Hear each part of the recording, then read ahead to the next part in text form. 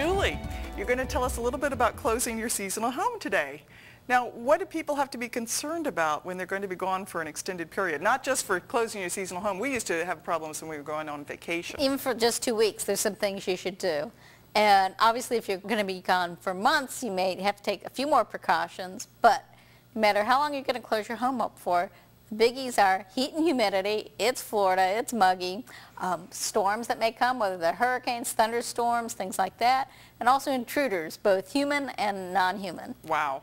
Well, what kind of problems do heat and humidity cause? Well, Florida, I jokingly call it the mold and mildew capital. And it really is, because we do have all this heat and humidity, and it can cause a lot of different problems in our homes. It can cause things like wood to warp. Things can corrode, which is rust, but also the growth of mildew. How does mildew grow? Look in your shower. That's the... Certainly, never mind. But Thanks. That's kind of like the prime growing area where it starts. I mean, when you think about that, there may be dirt there. It's damp. It's going to be stagnant air, and it's warm. It's warm, moist, and it's got dirt.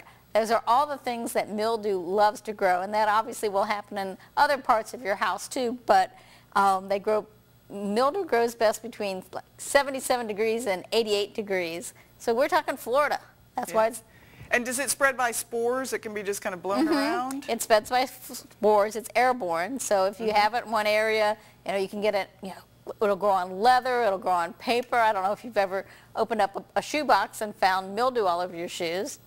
Yes. Yeah. And actually rubbing alcohol cleans mildew off leather very well.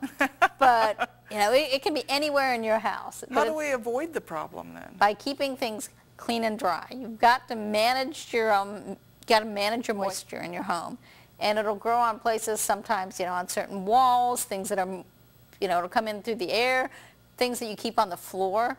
It'll seep up since we're on slabs. Most Florida homes now are built on slabs instead of how they used to be, which was raised. If you store things under your bed, things like that, things tend to mildew under there as well.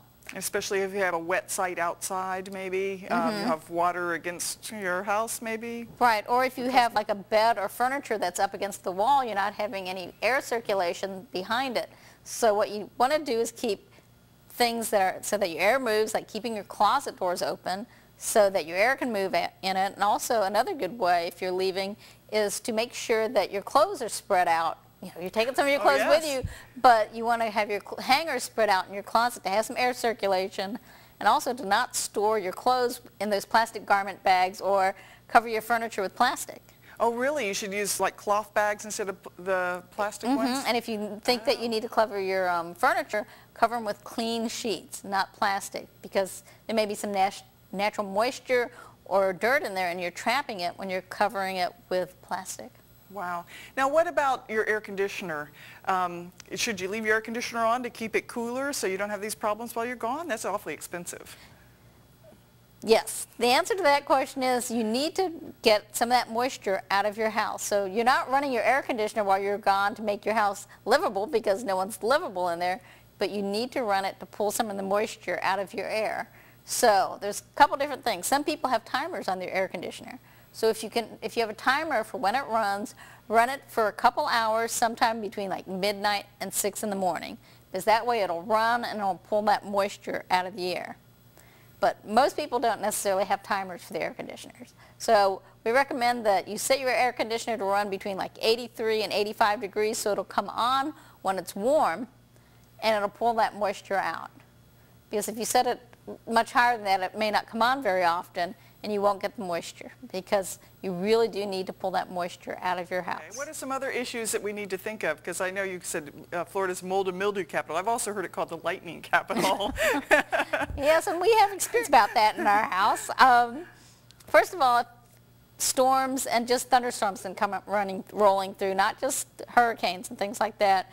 And even if you have a lot of things that are surge protected, if you have a close lightning strike to your house, I can tell you from experience, it'll blow out a number of things in your house. So make sure that you do have surge protectors on your things. If you're going to be gone, unplug things. Yeah, surge protectors don't necessarily always work right. completely. Because if you have a close lightning strike, it's still going to blow through a surge protector, as we found out with a blown up computer. Something that also we found out that you might not think about is if you have an electric garage door opener, consider unplugging that before you leave, because that can be damaged. It's electronics. Electronics are going to be more damaged by surges. So you can unplug it. It's something to remember, though, if you lock your garage door, when you unplug your garage door opener, make sure you put a note on your opener to remind you to unlock it before you plug it back in and use it, because if you try to use your garage door opener with a locked garage door, it'll bust it. It'll break it. Okay. So put a big note. Yes. I was going to say, what about refrigerators? Because that's something you can't unplug. Some people, but if you do unplug it and clean it out, make sure you prop it open and you clean it out very well. Make sure, though, that your door cannot accidentally close, or you'll come back to a moldy refrigerator. So if you're going to leave it, a couple things to remember. Do not leave anything in there that might spoil. You know, you may want to clean everything out of it and clean it and keep it running. Your freezer, though, you could leave things in your freezer, couldn't you? Well, depends. What happens? What happens if your power goes out and then it comes back on? And you come back and your things are frozen. So what I was recommended, since I'm big on low tech, is if you're going to keep things in your freezer, put a plastic bag full of ice cubes in there and stick it in there. And if you come back and they're no longer ice cubes, it's a frozen bag of water, you know that you lost power, and then it turned back on and it refroze. And then it got warm enough at one time to melt that all out, so any kind of food in there is probably not safe to eat. Right, should definitely be pitched. So, but if you come back and there's still nice little ice cubes in there, you'll know that your power was on all the time. It's hard to tell. Some other important things to remember is to turn off the water to your washer, because many people, even regularly, is to have good hoses, like the nice metal hoses. But if you're going away, turn off your water, so that, because if you don't, your water's constantly running, and if a hose breaks, you will flood your house, literally. There's also issues with copper pipes and lightning storms too, but I guess that's probably more than we can talk about now. You can get pinhole leaks from lightning strikes. With copper pipes.